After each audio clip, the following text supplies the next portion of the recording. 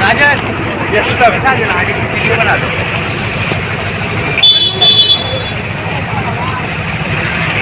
Done.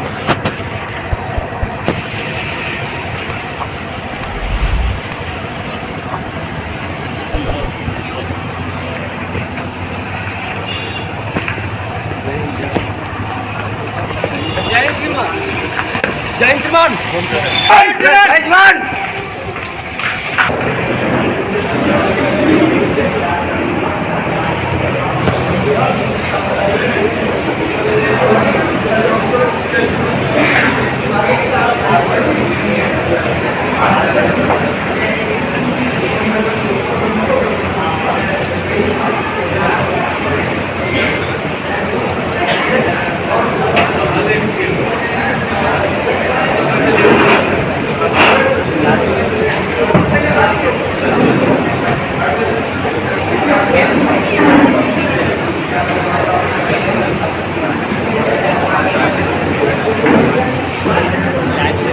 जो संस्थापक है माननीय श्री विकास वैभव सर, उनका सबसे पहले हम लोग स्वागत करते हैं तालियों से एक बार। और इस प्रोग्राम में विशिष्ट अतिथि के रूप में हमारे बाढ़ के एसडीएम साहब सुमित कुमार सिंह सर का भी एक बार तालियों से जोरदार स्वागत करते हैं। उसके बाद हथुआ के डीएसपी राजेश कुमार मांझी सर का भी हम लोग एक बार स्वागत करेंगे जोरदार तालियों के साथ। और सर का टाइमिंग जो था 3:30 बजे, कुछ कारण मतलब कुछ वहाँ अभी सर बेगूसराय से आए हैं, वहाँ कुछ लेट हो गया था सर को, उसके कारण कुछ लेट होने के लिए क्षमा प्रार्थी हैं। और लेट्स इंस्पायर के बारे में आज सर आप लोगों को बहुत कुछ बताएंगे और आप सभी युवाओं के बीच आज सर अपना स्पीच भी देंगे। उससे पहले हम मंच पे हम बुलाना चाहते हैं जो बाहर से आयुर्वेदिक बाबा के नाम से जाने जाते हैं, वो सुमित सर के बहुत करीबी हैं, उनका जोरदार तालियों से स्वागत कीजिए। आपके बीच में 2 शब्द रखेंगे।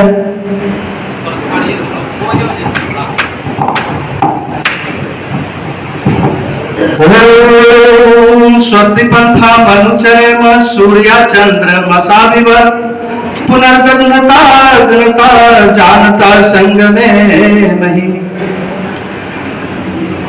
लेट्स इंस्पायर बिहार के संस्थापक श्रद्धेय विकास वैभव सर, जो कि बिहार में युवाओं में एक नई ऊर्जा का संचार करने वाले हमारे बहुत ही ओजस्वी और तेजस्वी हैं।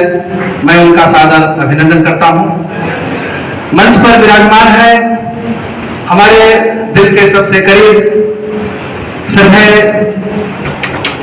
जो कि इसके पहले बाढ़ में थे और बाढ़ में ये कहिए कि सभी के दिलों में राज करने वाले हमारे सबके जो है श्रद्धेय सुमित सर मंच पर विराजमान है। यहाँ के डीएसपी सर और सभी सम्मानित महानुभाव और सामने बैठे हुए युवाओं मातृशक्ति। सर के सामने तो मैं विशेष कुछ नहीं कहना चाहूंगा, लेकिन मैं थोड़ा सा मानव जीवन क्या है उसका आध्यात्मिक पक्ष 2 मिनट के लिए मैं रखना चाहूंगा। यदि इसको आप लोग समझेंगे तो हम समझते हैं कि भौतिक पक्ष के साथ साथ आध्यात्मिक पक्ष को यदि हम साथ में लेकर के नहीं चलते हैं तो हमारा ये मानव जीवन कहीं न कहीं अधूरा साबित होता है।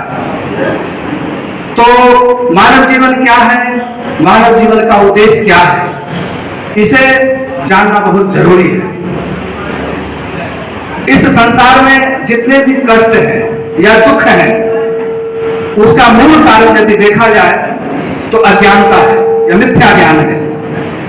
मिथ्या ज्ञान के कारण ये जीवात्मा जिन वस्तुओं में लेस मात्र का आनंद नहीं है, सुख नहीं है, वो समझता है कि उसमें हमको आनंद मिलेगा, सुख मिलेगा।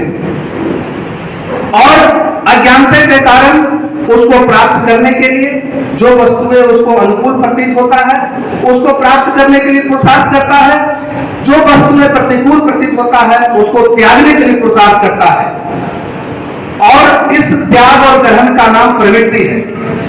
और इस प्रवृत्ति के चक्कर में पड़कर ये जीवात्मा धर्म और अधर्म दोनों प्रकार के कार्य करता है।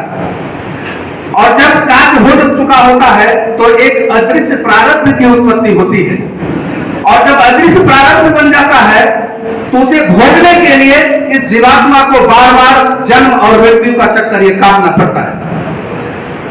हमारा सनातन संस्कृति का मूल चालू वेद है। और वो वेद में इस प्रकार का हमारा वर्णन किया हुआ है कि हमारा सनातन संस्कृति में पूर्व जन्म होता है। उसमें कहा गया है अवश्य में भोक्तम कृतम कर्म शुभाशुभम, अर्थात जैसा हम इस संसार में कर्म करेंगे उसको भोगना ही पड़ेगा। एक्शन जिस प्रकार से हमारा होगा रिएक्शन होना ही होना है, उसमें दो मत वाली बात नहीं है। तो हम लोगों के बीच में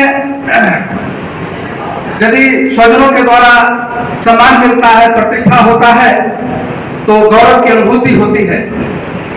लेकिन वास्तविक गौरव कि तब हमें महसूस होता है जब हमारा राष्ट्र गौरवशाली होता है। और जब राष्ट्र गौरवशाली होता है, जब यह राष्ट्र अपने जीवन मूल्यों और परंपराओं को निर्वहन करने में सक्षम और सफल होता है। और यह राष्ट्र सक्षम और सफल तब होता है जब हम लोग राष्ट्र के प्रत्येक व्यक्ति में राष्ट्रीय चरित्र का निर्माण करने में सक्षम और सफल। यदि व्यक्ति राष्ट्रीय भाव से शून्य है, अपने राष्ट्रीयता के प्रति सजग नहीं है, तो यह हम सबकी असफलता है। हमारा अनुभव साक्षी है, राष्ट्रीयता के अभाव में हम अपने राष्ट्र को अपमानित होते देखा है, रक्त रंजित होते देखा है। हमने शस्त्र और शास्त्र धारण करने वाले को राष्ट्रीयता का बोध नहीं करा पाए। अतः वेद वंदना के साथ साथ राष्ट्र वंदना का भाव भी दिशाओं में गूंजना आवश्यक है। आवश्यक है व्यक्ति और व्यवस्था को यह आभास दिलाना कि यदि व्यक्ति की आस्था राष्ट्र की उपासना में नहीं रही तो उपासना के अन्य मार्ग भी संघर्ष मुक्त नहीं रह पाएंगे। अतः आवश्यकता है व्यक्ति से समाज, समाज और राष्ट्र को एक सूत्र में बांधना, और वह सूत्र राष्ट्रीयता ही हो सकती है। तो हम लोगों का जो विचार है भौतिक विकास के साथ साथ हम आध्यात्मिक को भी चलें और साथ में एक राष्ट्रीय सोच सबके अंदर आना चाहिए। इस सकारात्मकता के साथ एक रचनात्मक कार्य करते हुए हमें आगे बढ़ना चाहिए। और उन सब के लिए हमारा शारीरिक, मानसिक और आत्मिक रूप से स्वस्थ होना जरूरी है। और उसके लिए हम क्योंकि योग से जुड़े हुए हैं तो योग की बातें यदि हम ना कहें तो थोड़ी सी अधूरी बात रह जाएगी। तो इसलिए सब लोग जितने भी युवा हैं सुबह के समय में प्रत्येक दिन 1 घंटा योग करें। योग करने से आपका जो है शरीर भी स्वस्थ रहेगा, मन भी स्वस्थ रहेगा और आत्मिक उन्नति भी आप कर पाएंगे। योग एक शारीरिक व्यायाम नहीं है बल्कि संपूर्ण जीवन शैली है। आप सुबह से लेकर के शाम तक जो भी कार्य करते हैं वो सारा जो योग के अंतर्गत में आता है। भगवान श्री कृष्ण गीता में कहा है योग है कर्मसु कौशलम, अर्थात आपके द्वारा जो कुशलता पूर्वक कार्य किया जाता है सारे योग के अंतर्गत में आते हैं। तो इसलिए राष्ट्र को स्वस्थ रखने के लिए, और राष्ट्र स्वस्थ तब रहेगा जब आप लोग स्वस्थ रहेंगे, युवा स्वस्थ रहेगा। तो युवाओं को स्वस्थ रहने के लिए करें योग और रहें निरोग। इसी के साथ अब तो आंधियां चल पड़ी है, अब तो आंधियां चल पड़ी है, ज्वार को पैदा करो, कंठ में क्रंदन नहीं हुंकार को पैदा करो। अब तो सजने लगी है कुरुक्षेत्र समर भूमिका, एक बार उठो अब गांधी में टंकार को पैदा करो। इसी के साथ मैं सभी लोगों का हार्दिक अभिनंदन करते हुए अपनी वाणी को समाप्त करता हूं। जय हिंद, जय भारत। बहुत बहुत धन्यवाद। और उसके बाद मंच पर विद्वान ललित विजय हुआ जो खतवा थाना में सब इंस्पेक्टर है, वो भी आप युवाओं के बीच अपना दो बात रखेंगे। ललित विजय का जोरदार स्वागत कीजिए।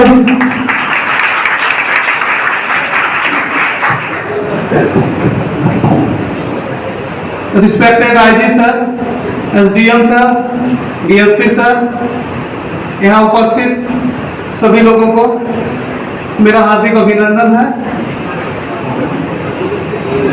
ये सभी को मालूम है कि यहाँ आज हम लोग उपस्थित हुए हैं जिस शीर्षक को लेके हुआ है लेट्स इंस्पायर बिहार।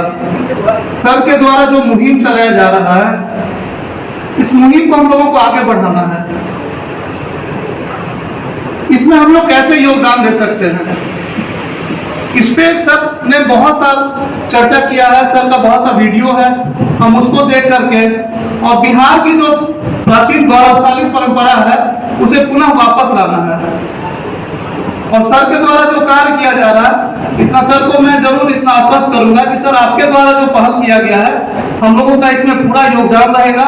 मानते हैं कि पुलिसिंग में थोड़ा सा हैक्टिक शेड्यूल होता है, उसके कारण पूर्णतः उतना समय नहीं दे पाता हूं, लेकिन जहां तक भी संभव होगा सर मेरा पूरा प्रयास रहेगा कि आपके इस अभियान में इसको एक सकारात्मक दिशा दे सकूं।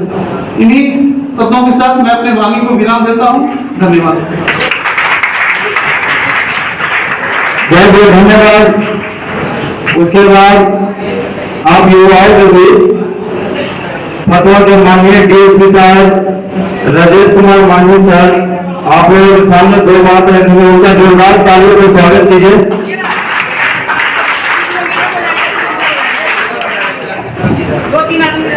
आदरणीय सर इलेक्शन पर इंस्पायर के मुहिम को लेकर पूरे बिहार में भ्रमण कर रहे हैं और ये हम सभी युवाओं के प्रेरणा स्रोत हैं। आज की तिथि में जहाँ जहाँ भी इस तरह का कार्यक्रम हुए हैं सभी जगह का सफल है बड़ा, और उससे बिहार के जो युवा हैं बहुत इंस्पायर्ड भी हुए हैं, इससे जुड़ रहे हैं।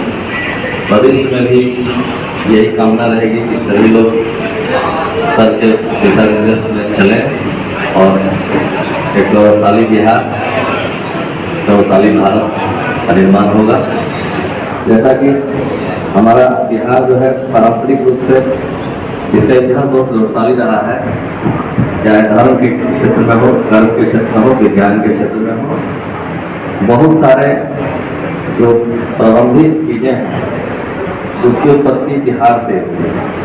धार्मिक चर्चा करें हम लोग तो बहुत की धरती है, जैन धर्म की भी है, और सिखों के जो 10वें गुरु गोविंद सिंह जी की धरती है। वीरता में कुंवर सिंह जी या बहुत सारे लोग हैं, आर्यभट्ट हैं, जिन्होंने अपना वैज्ञानिक सोच सुनने का आविष्कार के रूप में आया है।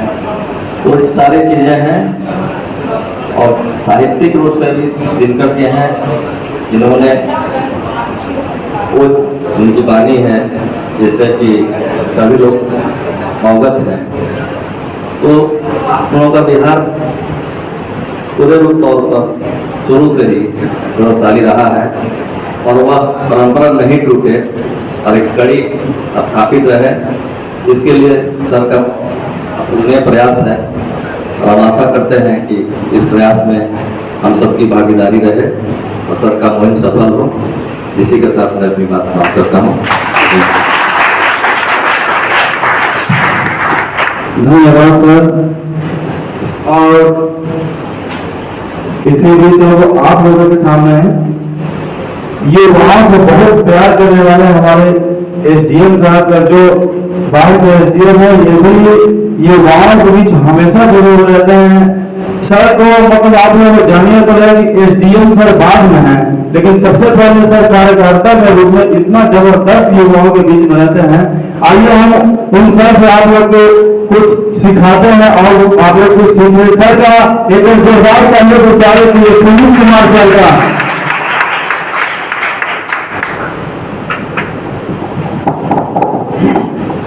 हेलो, आप लोग आगे से बैठ जाओ। थोड़ा आवाज को ठीक कर दो। आप लोग जो खड़े हैं सब बैठ जाइए। आप लोग भी इधर आ जाइए।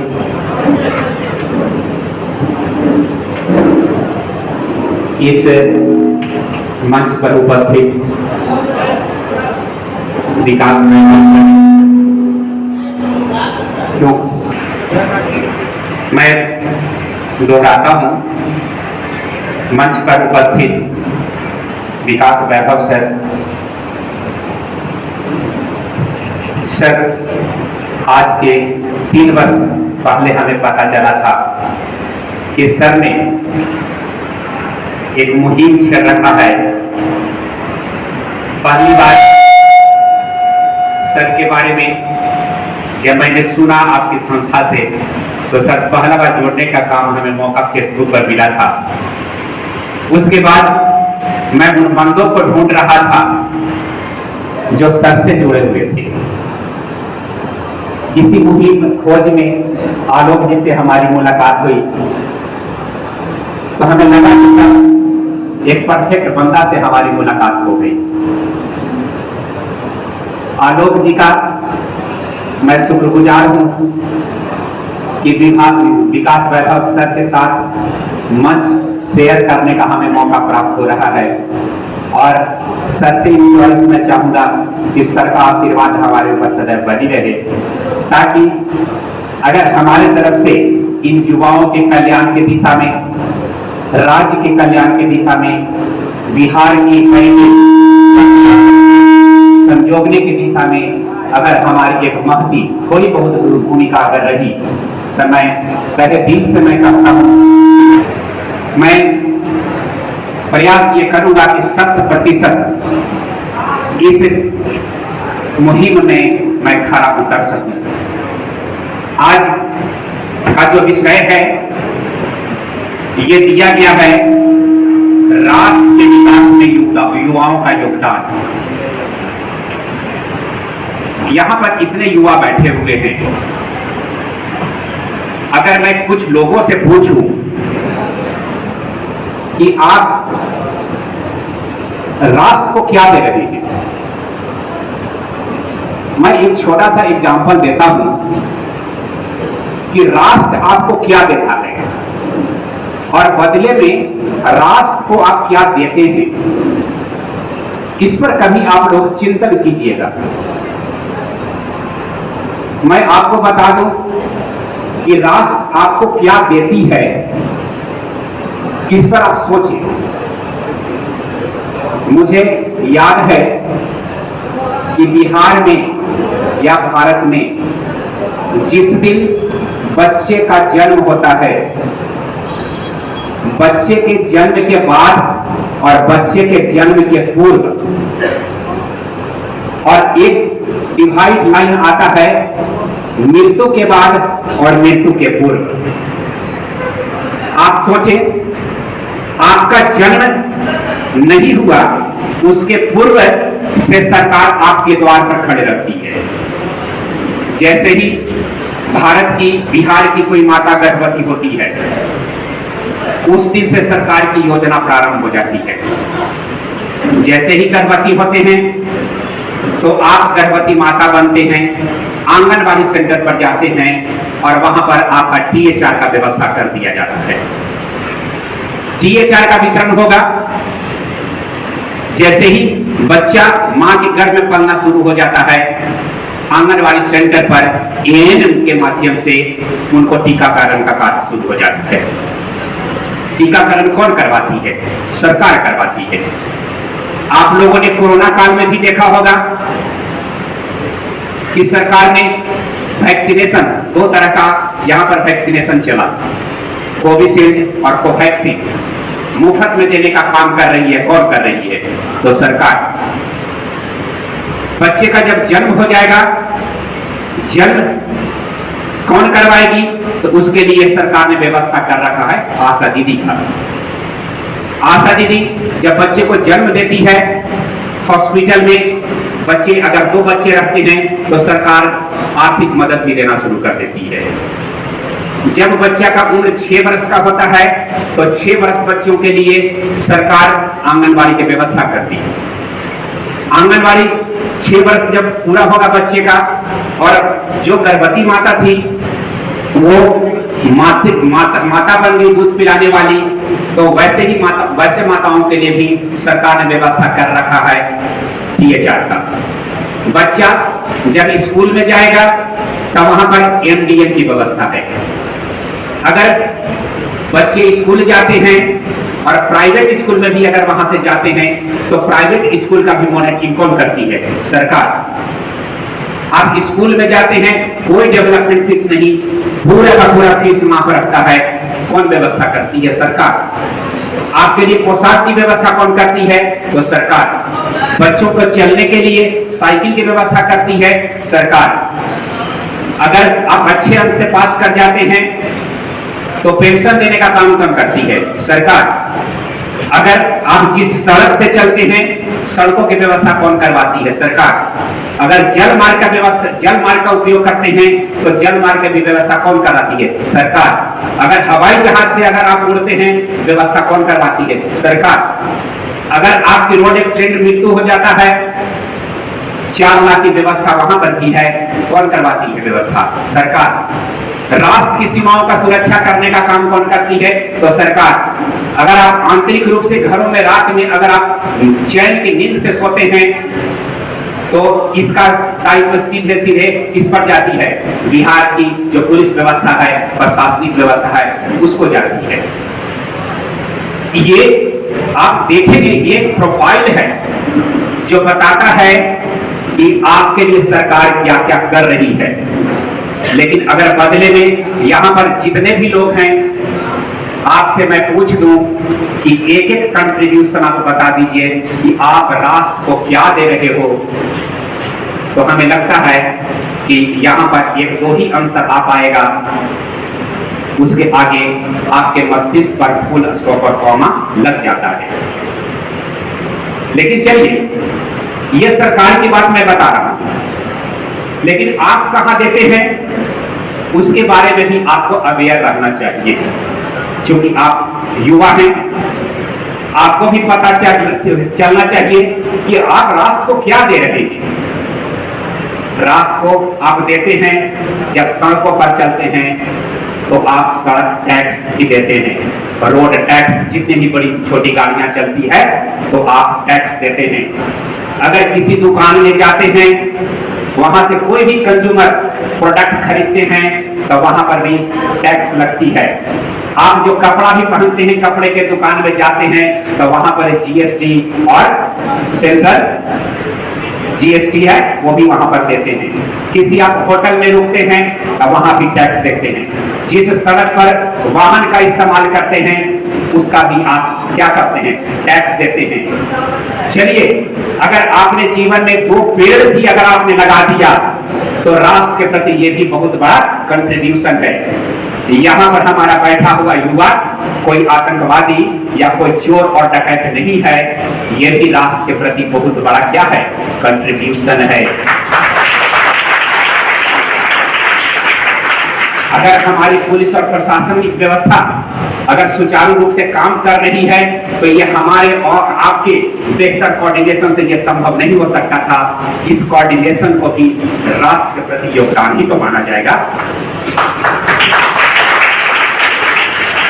कहने का तात्पर्य ये है कि यहाँ पर जितने भी युवा बैठे हुए हैं, सरकार अगर देती है तो सरकार को आप भी क्या करते हैं?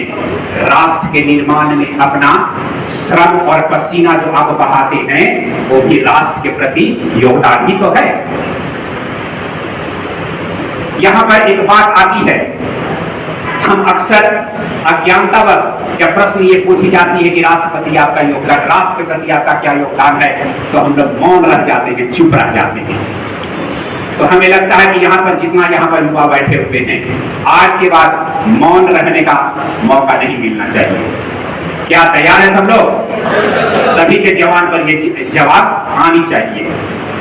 लेकिन मैं युवाओं से कहता हूं कि जीवन में अगर आपको बढ़ना है, राष्ट्र के प्रति आप और चाहते हैं कि ज्यादा से ज्यादा हम योगदान दें, तो अल्बर्ट आइंस्टीन की जीवन से आपको सीखना पड़ेगा। आपको मालूम होगा कि 1951 ईस्वी में अल्बर्ट आइंस्टीन साहब को नोबेल पुरस्कार प्राप्त हुआ था। जब उन्हें नोबेल पुरस्कार प्राप्त हुआ तो अमेरिका के कई विश्वविद्यालय से प्राचार्य बनने का उनको निमंत्रण प्राप्त हुआ। और आपको मालूम होगा कि अमेरिका का एक बहुत ही प्रतिष्ठित यूनिवर्सिटी है जिसका नाम है प्रिंसटन यूनिवर्सिटी। प्रिंसटन विश्वविद्यालय के नाम से वो जानते हैं। प्रिंसटन विश्वविद्यालय के ऑफर को उन्होंने स्वीकार किया। जब प्रिंसटन विश्वविद्यालय में प्राचार्य के रूप में उनको मनोनीत किया गया था तो उन्होंने प्राचार्य पद पर जाने से इनकार किया था और उन्होंने कहा था कि मैं फिजिक्स का एक प्रोफेसर हूं और मैं आपके विश्वविद्यालय में फिजिक्स का प्रोफेसर बन करके ही एक फैकल्टी के रूप में रहना चाहता हूं। प्रिंसटन विश्वविद्यालय के प्राचार्य थे, उन्होंने कहा कि चलिए आप हमारे विश्वविद्यालय से जुड़े रहे, यही हमारे लिए काफी है, हमारा विश्वविद्यालय का प्रतिष्ठा बढ़ेगा। तो जो प्राचार्य महोदय थे वहां के उस वक्त, उन्होंने आइंस्टीन महोदय से कहा कि आइंस्टीन साहब आप यहाँ पर फैकल्टी रहिएगा फिजिक्स का, आपको क्या क्या चीज का जरूरत होगा एक हमें आप लिस्ट बना करके दे दीजिएगा, कितना टेबल, कितना कुर्सी, कितना चाय पीने वाला कप, कितना प्याला। उन्होंने पूरा एक लंबा सा उनको लिस्ट मांगा था। फिजिक्स के आप प्रोफेसर हैं तो जितना भी प्रयोगशाला में प्रयोग करने वाला आइटम्स होना चाहिए, सामान होना चाहिए, सबका लिस्ट आप दीजिएगा। क्योंकि आइंस्टीन का बहुत बड़ा नाम था, प्राचार्य महोदय भी दबाव में थे, उनको लग रहा था कि 2-4-10 लाख डॉलर का सामान का इनका रिक्विजिशन प्राप्त होगा। लेकिन जानते हैं आइंस्टीन साहब ने एक लिस्ट बनाया नहीं बल्कि मौखिक रूप से कहा कि प्राचार्य महोदय हमें एक बोर्ड दे दीजिए, कुछ लिखने के लिए चौक दे दीजिए, कुछ पेन दे दीजिए और कागज पर्याप्त मात्रा में दे दीजिएगा। और अंतिम रूप से एक और सामान दे दीजिएगा कि कागज को फेंकने के लिए एक टोकरी अवश्य दीजिएगा। और टोकरी छोटा नहीं रहना चाहिए, टोकरी क्या रहना चाहिए, बड़ा रहना चाहिए। प्राचार्य महोदय को बड़ा अटपटा सा लगा कि ये आइंस्टीन है, ये क्या कर रहे हैं। इनको सामान का पूरा लिस्ट हम सोच रहे थे कि 2-4-10 लाख डॉलर का सामान आया और ये मांग क्या रहे हैं, बोर्ड मांग रहे हैं, चौक मांग रहे हैं, पेन मांग रहे हैं, इसके अलावा डस्टबिन मांग रहे हैं। प्राचार्य महोदय से रहा नहीं गया। प्राचार्य महोदय ने आइंस्टीन साहब को टोकते हुए बात कहा कि आइंस्टीन महोदय जी, सारा सामान अप्रूव्ड हो गया, लेकिन हमको ये बात बता दीजिए ये बड़ा सा डस्टबिन क्यों मांग रहे हैं आप। तो आइंस्टीन महोदय ने बताया कि प्राचार्य महोदय, मैं एक सामान्य सा आदमी हूं, गलतियां करके सीखने की मुझ में आदत है। जब मैं बोर्ड पर जाता हूं तो गलती करता हूं और उस वक्त में जो हमारा जो कागज खपत होगा वो कूड़ा ही बनेगा ना, वो कूड़ा कूड़ेदान में जाएगा।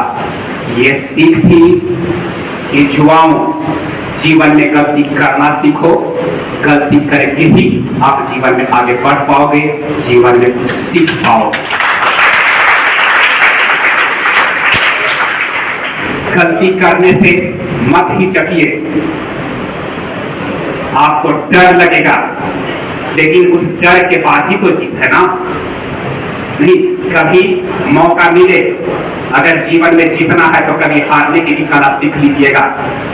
अगर पीटने में मजा आता है तो कभी पिटा करके भी देख लीजिएगा, उसका भी एक जीवन में क्या होता है, अलग अनुभव होता है।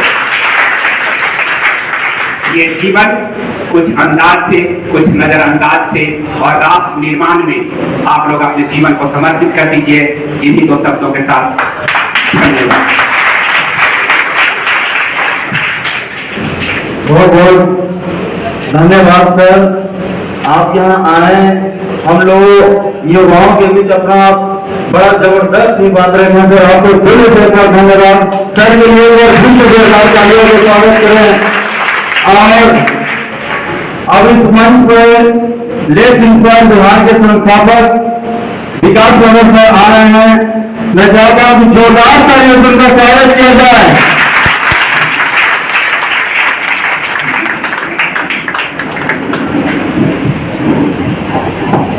धन्यवाद। बैठ जाइए।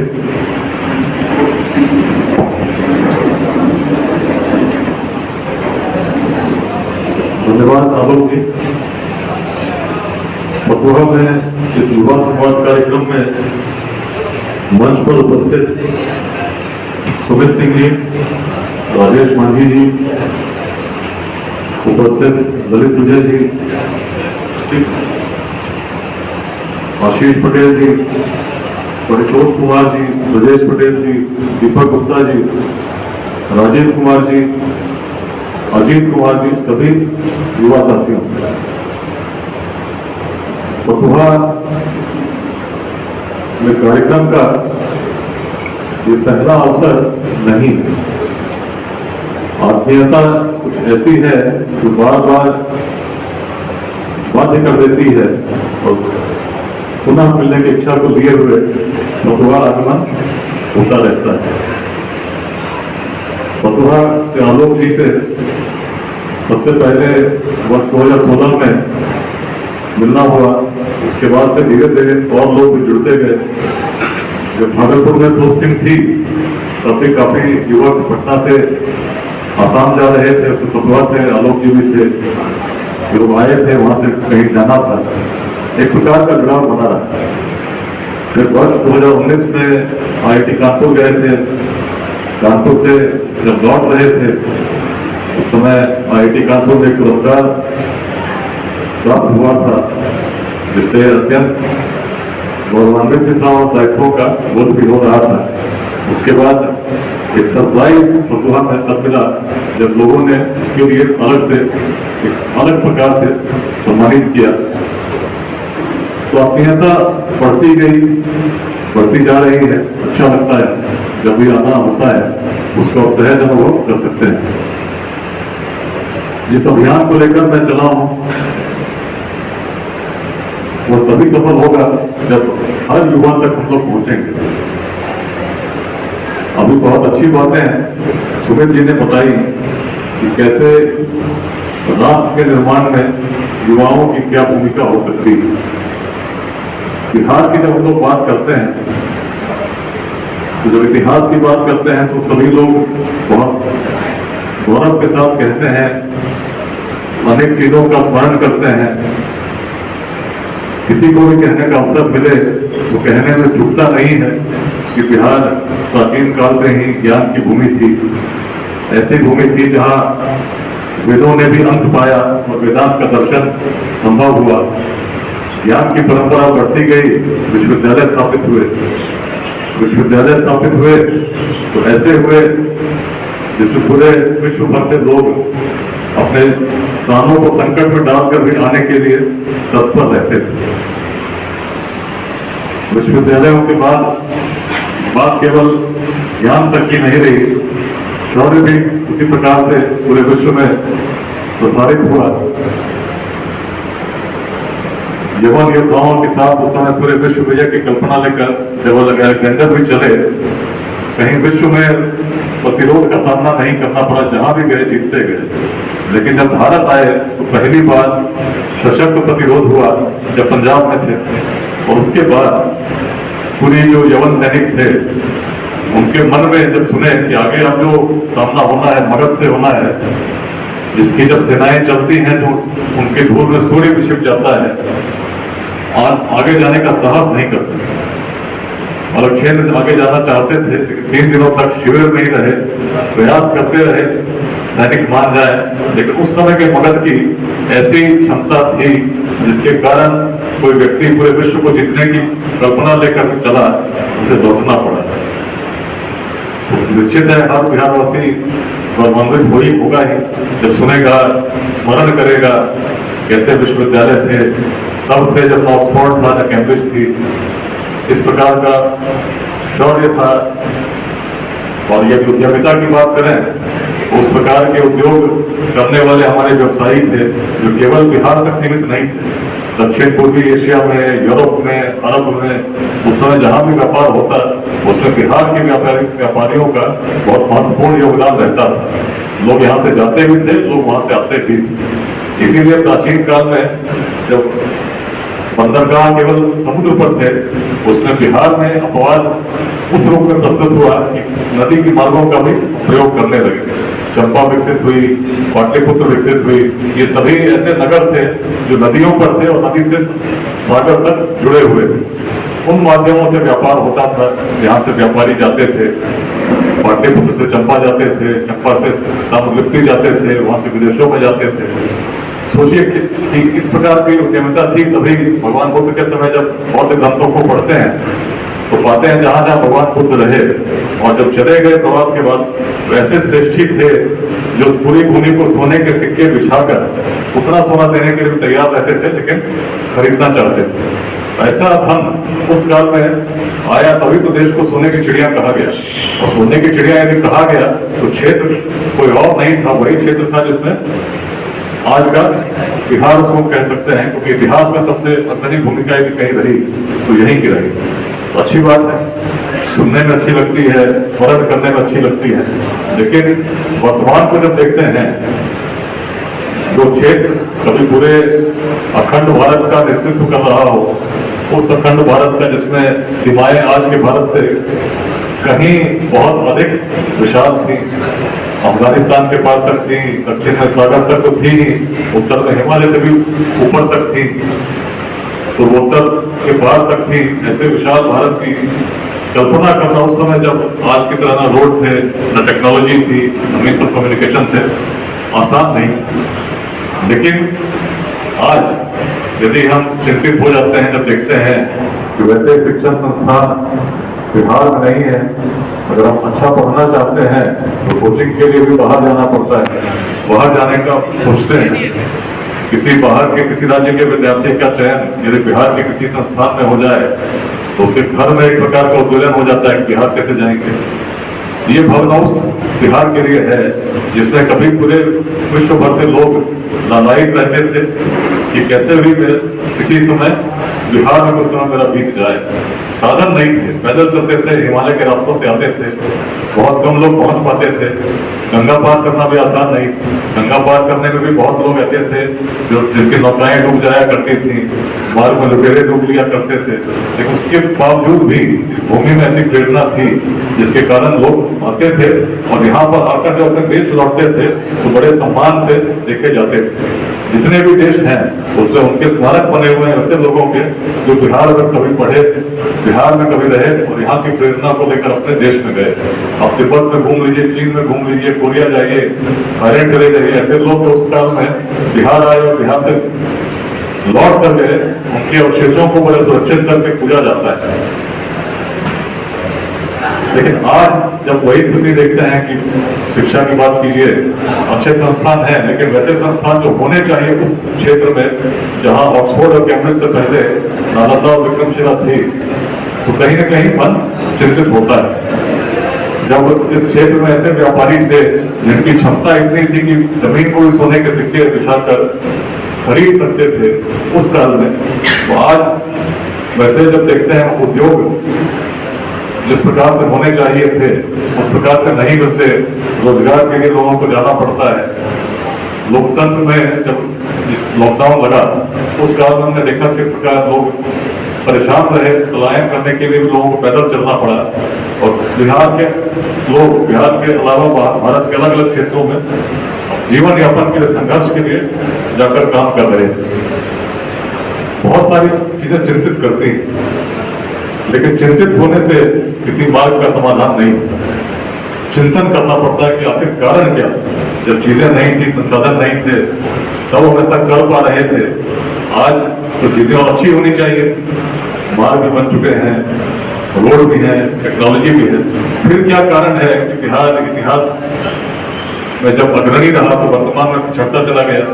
ऐसा क्या कारण रहा कि जिस बिहार में आज से 1000 साल पहले ही, बहुत पुरानी बात नहीं है, वहां से एक आचार्य को बुलाने के लिए पूरे तिब्बत के लोगों ने सोना दान दिया और उस समय के राजा ने जब मंडली भेजी तो पहली बार मंडली को मना कर दिया गया। उस समय विक्रमशिला विश्वविद्यालय विश्व की सबसे प्रतिष्ठित विश्वविद्यालय थी, तो आचार्य वहां से भला क्यों नेपाल जाना चाहेंगे या तिब्बत जाना चाहेंगे, तो अपने क्षेत्र में ही रहना चाहेंगे, तो चाहेंगे लोग आए। लेकिन तिब्बत वासियों ने अपने अपने घर से सोना दान दिया था ताकि किसी तरह उस राशि को देखकर विक्रमशिला के कोई आचार्य तिब्बत आए और ज्ञान से सबको लाभान्वित करें। लेकिन जब मंडली को मना कर दिया गया तो तिब्बत नरेश, जिनका नाम लाल लामा था, बड़े निराश हुए। उनको लगा कि लगता है जो सोना भेजा गया था वो कम है, कुछ और राशि भेजनी चाहिए।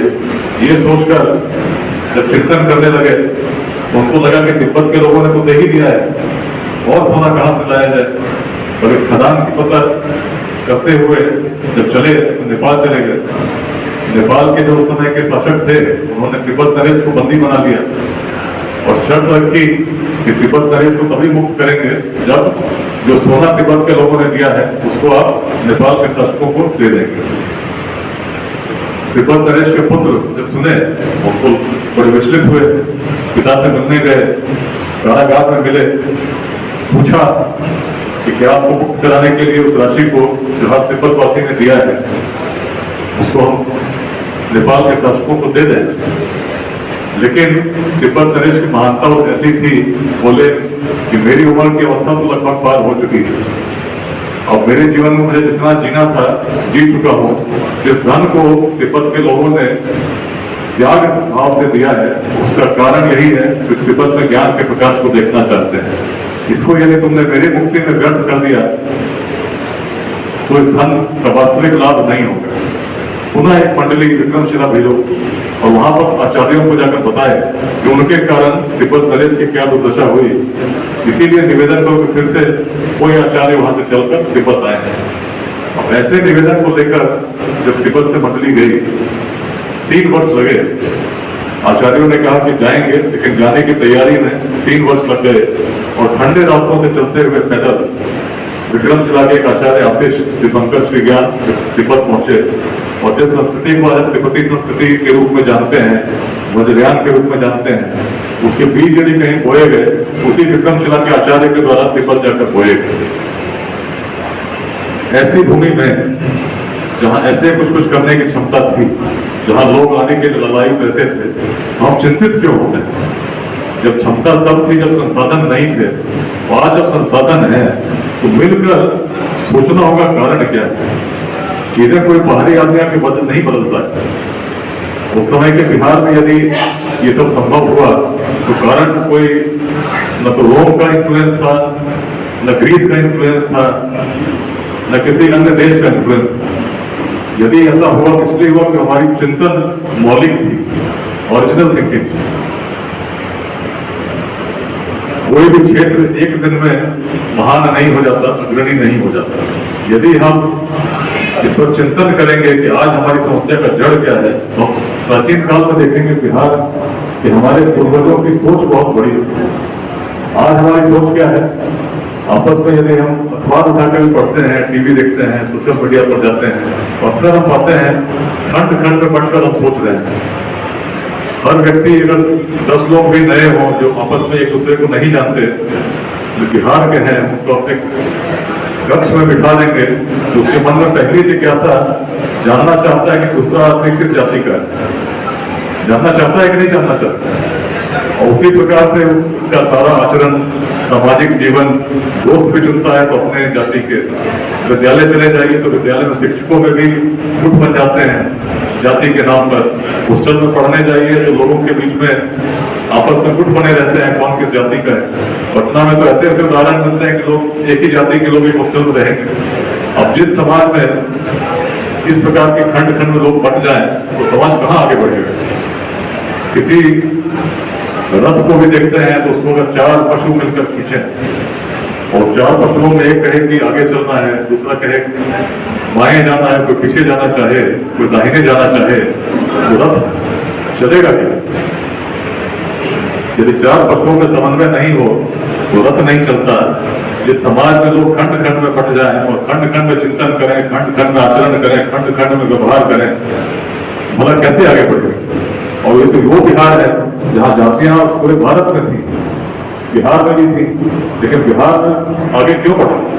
यदि अखंड भारत कहीं बनता है तो इसका केंद्र पंजाब भी हो सकता था, राजस्थान भी हो सकता था, मध्य प्रदेश भी हो सकता था, तमिलनाडु भी हो सकता था, गुजरात भी हो सकता था, लेकिन ऐसा क्यों हुआ कि बिहार ही हुआ?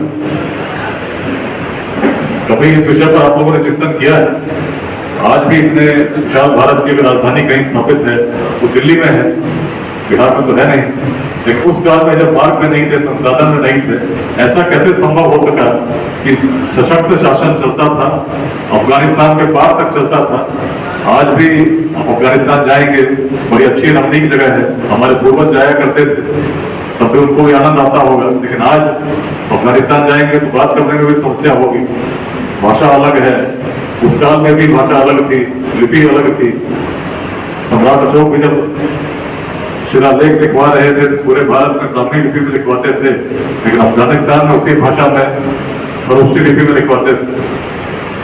थोड़ी भिन्नता थी, लेकिन एक एकता ऐसी थी जो व्यक्ति को व्यक्ति से जोड़कर राष्ट्र निर्माण करना जानती थी। इसीलिए संभव क्यों हुआ कि बिहार बना? चिंतन कीजिएगा तो पाएंगे बिहार की सोच अलग थी। सोच तो ऐसी अलग थी कि प्राचीन काल में जब लोग केवल भौतिक चीजों पर चिंतन करते थे, हमारे यहाँ आध्यात्मिक तत्वों के गूढ़ रहस्यों पर चिंतन चल रहा था। हमारे विद्वान जीवन के रहस्य पर, जीवन के मूल्यों पर चिंतन कर रहे थे कि मैं जीवित क्यों। और इस चिंतन को जब उन्होंने आगे बढ़ाया तो उन्होंने पाया कोई भेद है ही नहीं। व्यक्ति और व्यक्ति को तो छोड़ दीजिए, हर जीवात्मा में भी कोई भेद उन्होंने पाया ही नहीं। उन्होंने कहा कि सब में वही ब्रह्म है और किसी में कोई भेदभाव है। और जब ऐसा सोचकर समाज आगे बढ़ा तो समाज की प्रवृत्ति देखिए, जब भिन्नता नहीं दिखी, भेद नहीं दिखा, तो सबसे पहले हम लोग देखते हैं कैसे पूरे उत्तर बिहार में वज्जी महाजनपद में यह कल्पना जगी कि कोई व्यक्ति भी शासन कर सकता है, और शासन करने के लिए उसका किसी विशेष वर्ग से, किसी विशेष समुदाय से, किसी विशेष परिवार से होना आवश्यक नहीं है। शासक को चुना भी जा सकता है। उस पूरे विश्व में, प्राचीन विश्व में इस प्रकार की कल्पना कहीं और नहीं थी। यदि कहीं जगी तो इसलिए जगी क्योंकि हमारे पूर्वजों का चिंतन मौलिक था, दृष्टि दूर तक थी, चाहती थी कुछ बेहतर हो, और इस बेहतरी की खोज में सबसे पहले उन्होंने शासन व्यवस्था को ही चुनौती दी कि शासक कैसा हो, और शासक कैसा हो। आज विश्व भर में डेमोक्रेसी, प्रजातंत्र एक आदर्श है, लेकिन इसके चिंतन यदि सबसे पहले कहीं हुआ तो अपनी भूमि में ही हुआ, कहीं और नहीं हुआ। मगध का उदय क्यों हुआ? मगध के उदय को यदि देखें, बाकी सभी प्राचीन महाजनपदों को आप देखेंगे तो पाएंगे सभी जगह क्षत्रिय ही शासक थे। अपवाद यदि कहीं मिलता है तो बिहार में ही मिलता है, वैशाली में मिलता है, जहाँ कोई व्यक्ति भी शासन कर सकता था। शासन करने के लिए किसी परिवार का नहीं होना था, चुना जा सकता था। लेकिन मगध में ही क्यों क्षमता जगी कि अखंड भारत के साम्राज्य को निर्माण संभव कर सका? चिंतन यदि हम करेंगे तो पाएंगे मगध की भी सोच बहुत बड़ी थी। जातियां तब भी थी, लोग वर्गों में बांटे हुए थे, लेकिन जातिवाद इस प्रकार का हावी नहीं। यदि रहा होता तो जिस काल में केवल ऐसी कल्पना रही हो केवल क्षत्रिय ही शासन करेगा, कैसे संभव हुआ कि नंद वंश का उदय हो गया? नंद वंश जो उस समय समाज के सबसे निम्न वर्ग से आता था, उसको शासक के रूप में स्वीकार करना कैसे संभव हो सका? इसीलिए संभव हो सका क्योंकि हमारी सोच बड़ी थी। हम लोग उस प्रकार के भेदों को मानते नहीं। वेदांत की भूमि में हर प्रकार का प्रयोग करने के लिए हम तत्पर थे, यदि हमें लगता कि जो शासक है उसमें शासक के गुण है, क्षमतावान है। और जब क्षमता का जहां सम्मान होता है, सामर्थ्य का सम्मान होता है, निश्चित चीजें आगे बढ़ेंगी। यदि आप खंडों में बंटकर ऐसे व्यक्ति को चुनेंगे जिसमें क्षमता नहीं है तो राज्य कहाँ आगे बढ़ेगा? लेकिन मगध ने जब नंद वंश को चुना और नंद वंश का उदय हुआ तो धीरे धीरे मगध की शक्ति का विस्तार होने लगा। विस्तार ऐसा होने लगा कि मगध, जिसकी सीमाएं बहुत छोटी थी, धीरे धीरे बढ़ती चली गई। वैशाली सबसे बड़ी चुनौती के रूप में मगध के सामने प्रस्तुत थी। मगध बढ़ना चाहती थी, सामर्थ्य भी था, लेकिन वैशाली का सामर्थ्य और भी अधिक था, क्योंकि वैशाली की सोच बहुत बड़ी थी। मगध तो केवल एक शासन व्यवस्था को लेकर चल रहा था, राजतंत्र को लेकर चल रहा था, लेकिन इसी गंगा पार वैशाली में ऐसे लोग थे जो मानव को चिंतन को उत्कृष्ट मानकर, यह मानकर कि कोई व्यक्ति को हम चुन सकते हैं और चुना हुआ व्यक्ति यदि उसमें कुछ गुण होंगे तभी चुना जाएगा, वैसा व्यक्ति जब शासन करेगा तो ज्यादा अच्छा शासन होगा। इस भाव को लेकर वैशाली चलती थी। लेकिन मगध को जब वैशाली को पराजित करना था तो सीधे युद्ध में तो पहले नहीं कर पाए, उन्होंने पहले फूट डाली, क्योंकि वैशाली का आधार क्या था? लोग आपस में मिलकर सहयोग के साथ शासन किया करते थे। वैशाली के लिए कल्पना करें तो पूरे वैशाली का क्षेत्र, वैशाली तो नगर थी लेकिन नगर उस पूरे क्षेत्र का प्रतिनिधित्व करती थी, जिसके उत्तर में हिमालय, दक्षिण में गंगा, पूर्व में कौशिकी और पश्चिम में नारायणी गंडक। इस पूरे क्षेत्र में 7,707 गणराजा चुने जाते थे और इतने 7,707 गणराजा चुनकर हर साल वैशाली के सभागार में बैठकर अपने गणाधिपति का चयन करते थे, मंत्रिपरिषद का चयन करते थे और मंत्रिपरिषद मिलकर सहयोग के आधार पर निर्णय लिया करती थी। और इस जो गणराजा थे हर समुदाय से आते थे, हर वर्ग से आते थे, लोगों के द्वारा चुन कर आते थे, जो वैशाली का उस समय का अपवाद था। ऐसा विश्व में उस समय प्राचीन काल में देखने को नहीं मिलता। लेकिन उस सहयोग की भावना को नष्ट करने के लिए जब मगध ने अपने महामात्य को भेजा, धीरे धीरे आपस में फूट डालनी शुरू हुई तो सहयोग की भावना खत्म हो गई और जहां सहयोग समाप्त हुआ वैसी प्राचीन वैशाली जिससे मगध भी डरता था उसका भी पतन हुआ। अजात शत्रु के समय वैशाली नष्ट हो गई, उसके बाद पुनः कभी उदित न हो सकी। वैशाली की प्राचीन परंपराओं का वहीं अस्त हो गया। कारण क्या है?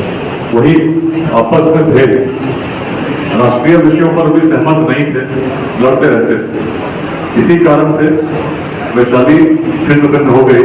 लेकिन मगध इसमें क्षमता थी तो लोगों को जोड़ने की, इस प्रकार से जोड़ने की कि शासक भी किसी वर्ग का हो सकता है, बढ़ता चला गया।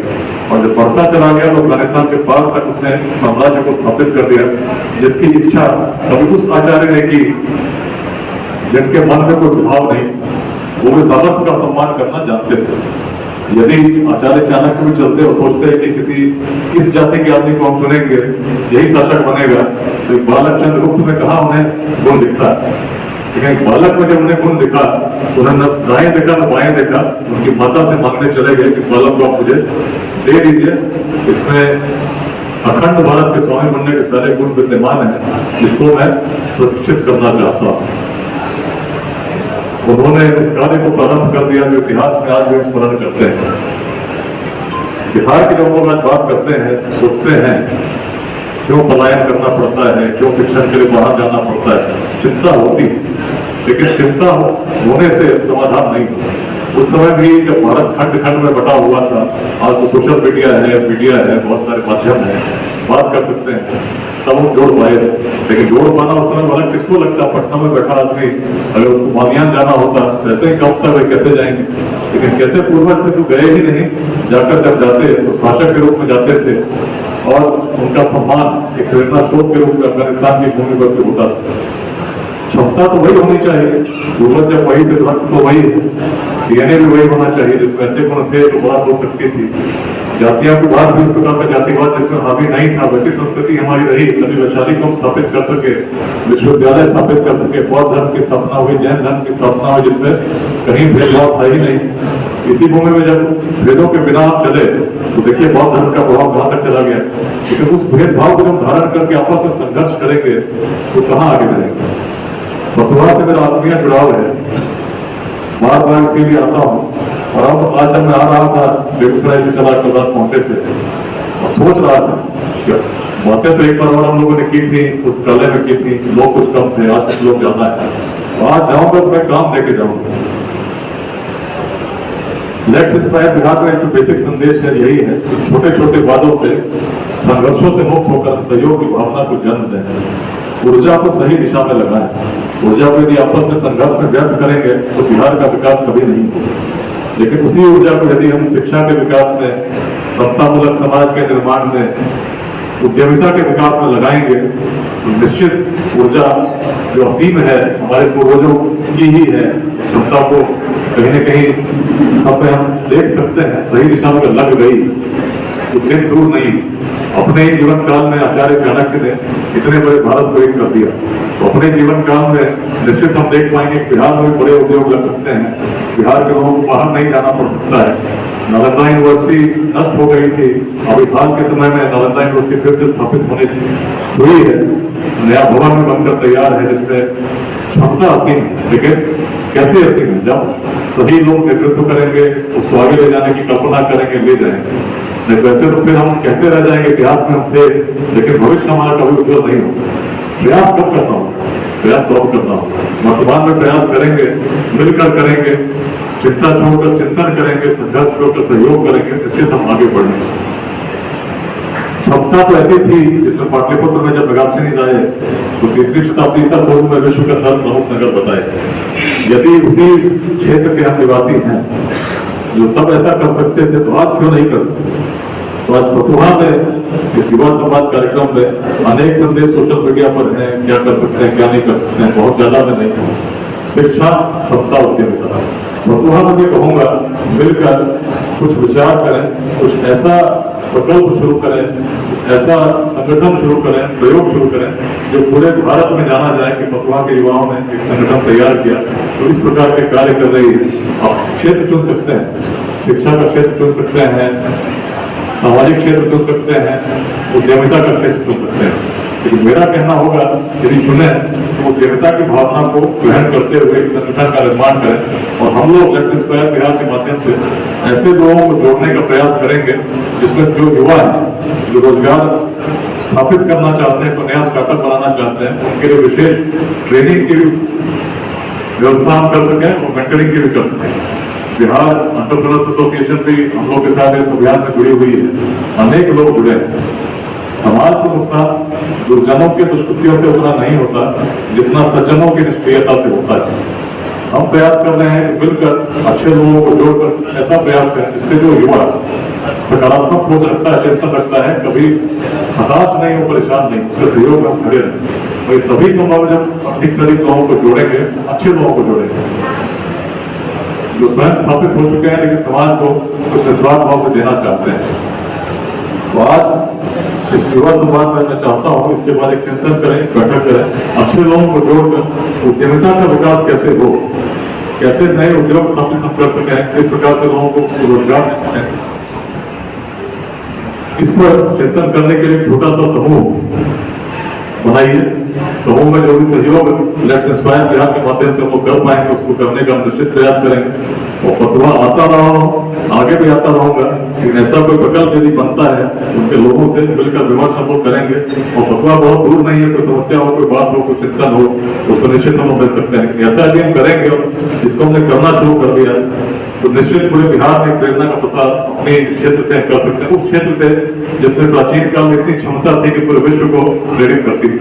आज क्यों नहीं है? इसी भाव को स्थापित करते हुए चलिए कुछ करते हैं।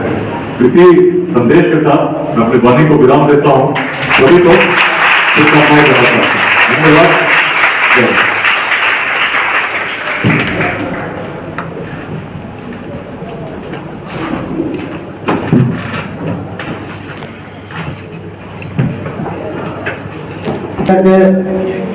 आइए रवि प्रताप जो लीडर हैं, आइए स्वागत है आपका।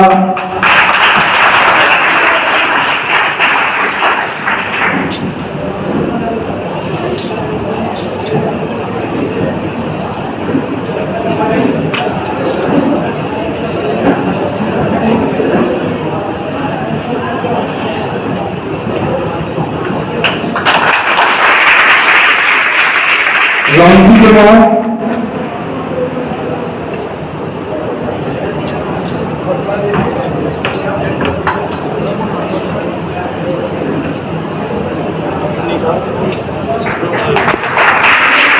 अनिकेत कुमार,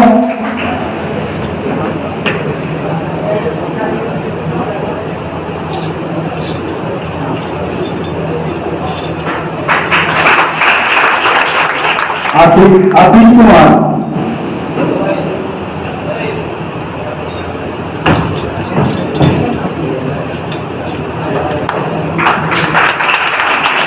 सिद्धार्थ कुमार,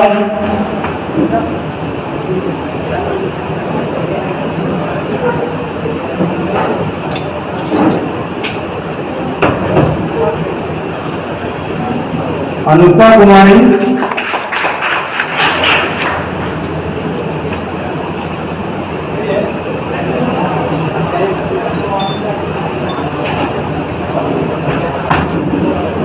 मुस्कान कुमारी,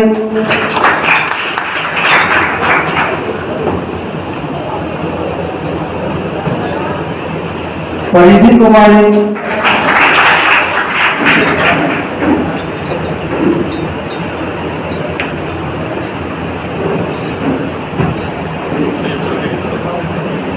खुशी कुमारी,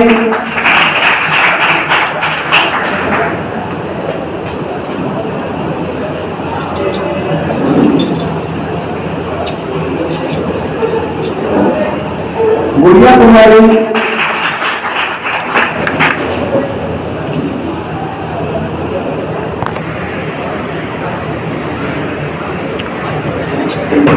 श्रेया कुमारी,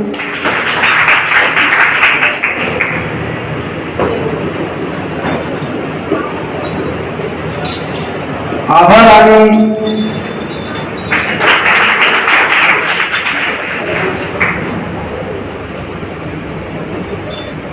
शुभम कुमार,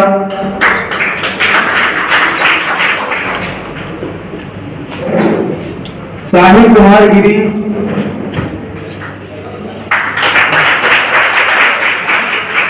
साहिल राज,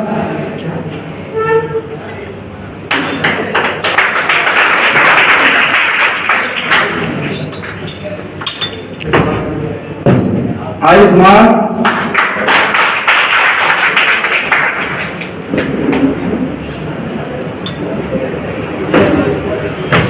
रोहित सैनी,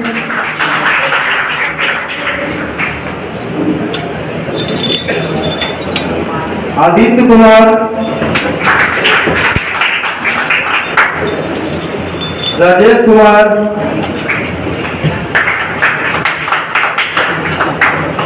अंकित कुमार,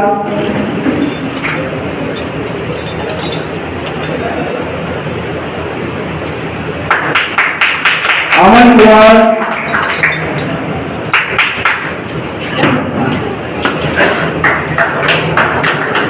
करण कुमार,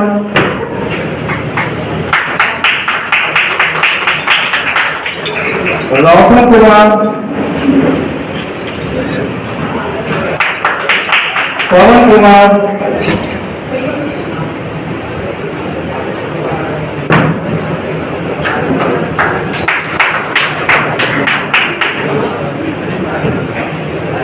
अंकित आनंद,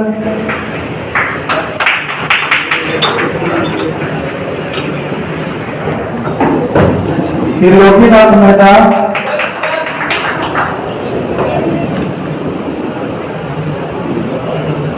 आर्यन कुमार,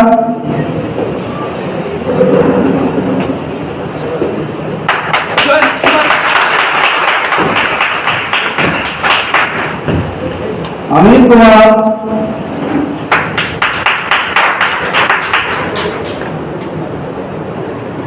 सौरभ कुमार,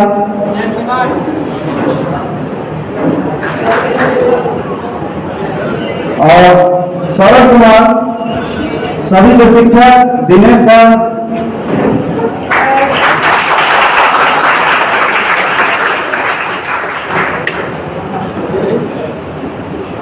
और अब माननीय श्री विकास यादव सर को टीम के द्वारा सप्रेम भेंट दिया जाएगा।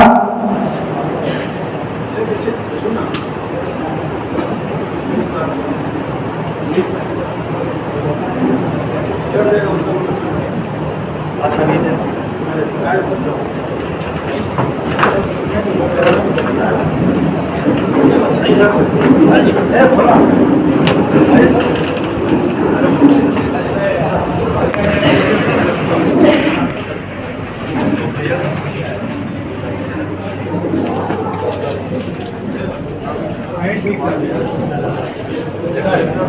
ठीक था ऊपर बढ़िया रखता हुआ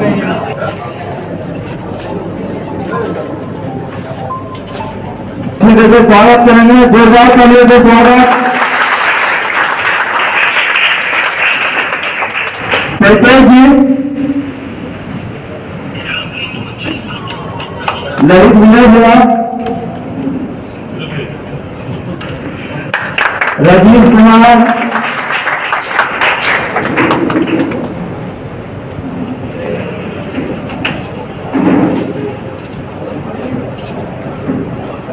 और एसडीएम साहब को अंगवाद से स्वागत कीजिए।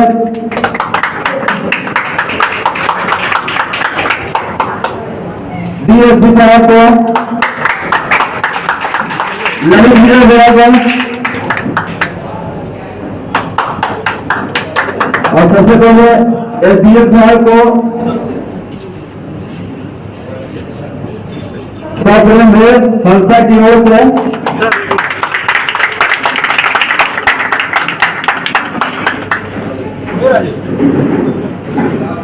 सर को सप्रेम भेद,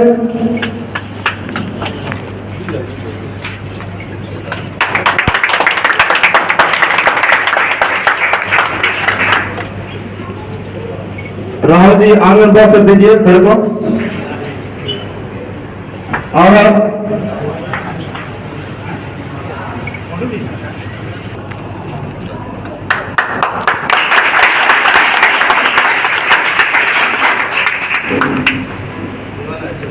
और बाहर से आए प्रेस के टीम को सब सम्मानित करेंगे।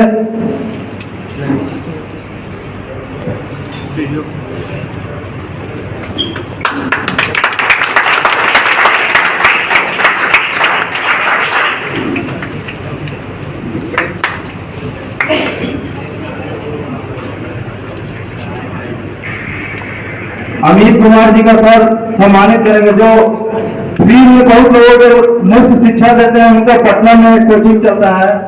अमित जी,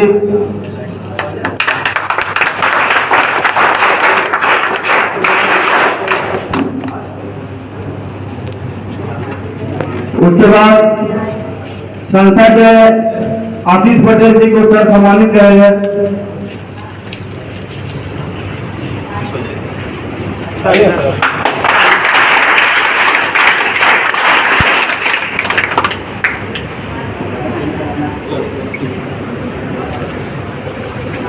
डीएसपी साहब को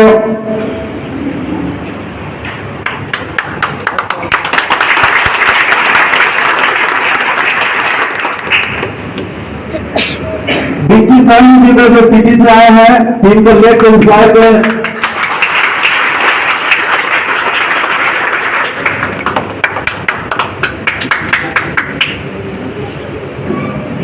और सगुन मैरिज हॉल में जो देख रेख करते हैं परतेश यादव जी को सर स्वागत करते हैं।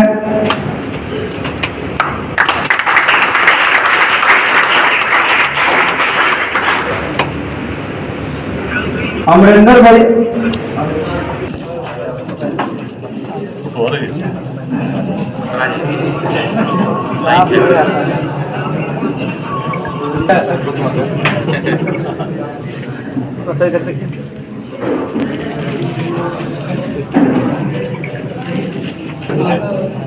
चला